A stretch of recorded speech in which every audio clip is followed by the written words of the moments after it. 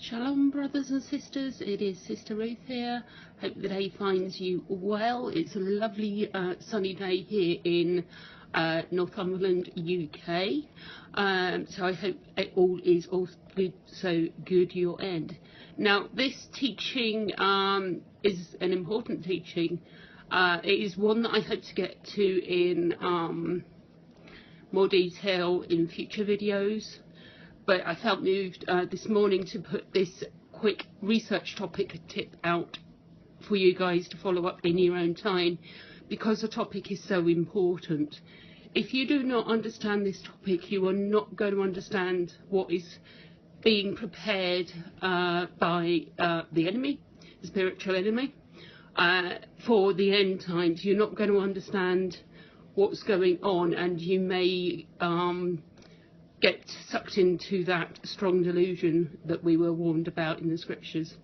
So I do, however, have a word of warning. Whenever you start looking into things like this, there is an element of spiritual risk.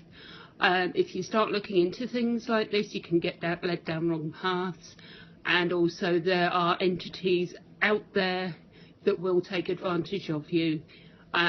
So I do strongly suggest that you approach this prayerfully, pray on it, see if it is even something you should be looking into, if it feels that for you to be looking into it at the moment, or if you need to learn something else first. And also pray for protection before and after researching this topic. I would also suggest that if you have somebody within your congregation, or maybe even your pastor, who understands this topic and has some experience in this area, ask them to help you understand the topic further, ask for their assistance in this area. So the topic is basically the fallen angels and the Nephilim, because it has become apparent through my own research that this subject is vital to understanding what is going on now, what will be in months and years ahead, and what the plan is for the final deception to try and bring this whole one world government thing that Revelation speaks of, one world government and one world religion. They're going to try and use this to bring that whole thing to a head, including bringing the Antichrist to power. So we really do need to understand this if we are to understand Revelations, and warn our friends and family, whether they are believers or whether they are not. We'll be able to use this information to warn them, so that when they see these things beginning to unfold, hopefully they will come to know the Saviour and become part of the flock. But if they unfortunately come to the realisation too late, then at least they will be prepared, and they will be able to, warn other people as these things unfold. Although I believe that even though it may be too late for mankind as a whole, I still believe that right up until the final end time, the actual day of the Lord, as it were, that's spoken of in Revelations, I do believe that there's always going to be that last chance for an individual to accept the truth of the resurrection and to become part of the flock. So I hold that hope in my heart for everybody, even if I believe that humanity as a whole, as an entity, may be a lost cause already, because I do believe that we are now already on the path to those events. I think this is only the birthing pains. I think things are going to get a whole lot worse before the millennial kingdom and the final new earth, new heaven come about. Anyway, returning to the topic in hand, because I want this video to be quick. Don't want to have to split it into two parts, and I waffle too much if I get half a chance. So you need to approach this, as I said, prayerfully, but I will try and guide you through as much as I can in the following slides. So I'm not going to get into a huge amount of detail on these individual points, because I do want this video to be quick. And also I will be going into do a longer video, possibly even a video series on the fallen ones and the Nephilim and the giants, so that there's more understanding within the community of believers to help us through the times ahead. But here's some points to research on your own. What are they? What happened to them? Are they? Where are they now? Are they? Have they gone elsewhere? Are they in another dimension? What, you know? Are they still about on this planet somewhere? What what happened to them? Where are they? Because that ties into how will they return? How is the enemy, the spiritual enemy, going to pull this thing off and to convince everybody that the Antichrist is the return of the Messiah that we're all waiting for? And importantly, are they already here? Are they already waiting in the wings, just waiting for that curtain call to come onto the world stage and fool us all into going down the wrong path? Also, what roles will they play in end time events?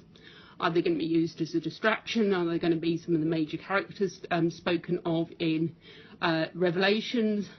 How are they going to fit in to what is happening on the world stage already? So there's just some points that you might want to start with, and obviously what I warn you, once you go down this rabbit hole, you can look into all kinds of things. Antarctica is really interesting, and also look into the Operation High Jump that relates to Antarctica, but also Operation Fishbowl, Operation Dominic, that happened in the late 1950s. That is really interesting as well.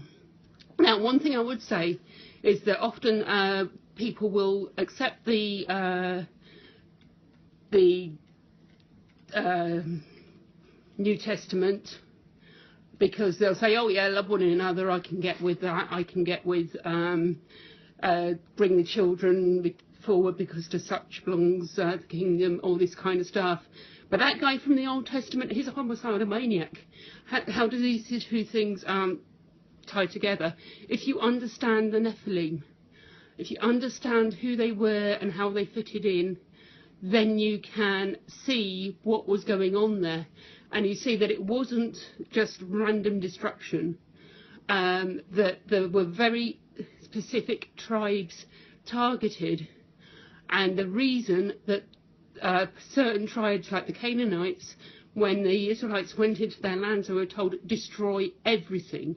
There's a reason for that, and it ties into these guys, ties into the fallen ones, the Nephilim and the giants. So do research that with those Old Testament stories in mind. Okay, so here are some tools you can use to help with your research. And again, I do suggest that you do this prayerfully and let the Spirit guide you where you need to go to increase your understanding, and also to pray for protection, because there are entities out there that once you start researching this kind of stuff will take advantage. So pray for protection before and after your research. Scripturally, there is Genesis 3 and 6. 3 will help you to understand who the leader of these things is. 6 is where the Nephilim get their first mention in the scriptures.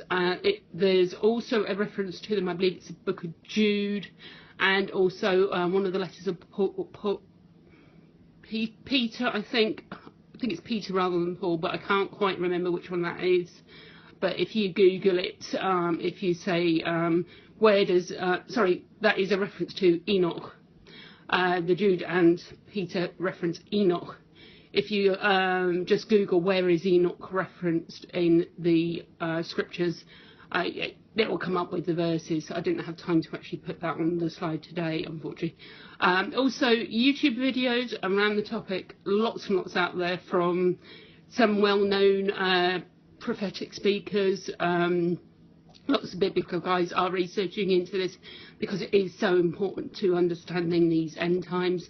But also consider other related topics, Antarctica, as I mentioned before, but also the occult side of what is going on at CERN, because it is my opinion that thing when they bash the particles together that brings up the pretty pictures on the screen that show all these patterns and things that nobody other than a particle physicist has a hope of understanding. That's a sideshow. The real stuff is what's going on behind the scenes. And it's interesting also if you research the location where CERN was built. I'm going to save that tidbit for another video, but you can feel free to research it yourself in the meantime. And also there's a TV series, Ancient Aliens. You might be surprised I added that one onto the list, but the narrative that they are putting out on that programme is going to be the narrative that the elite are going to push onto the public to explain what is going to happen, how they are using these entities as we approach the end times.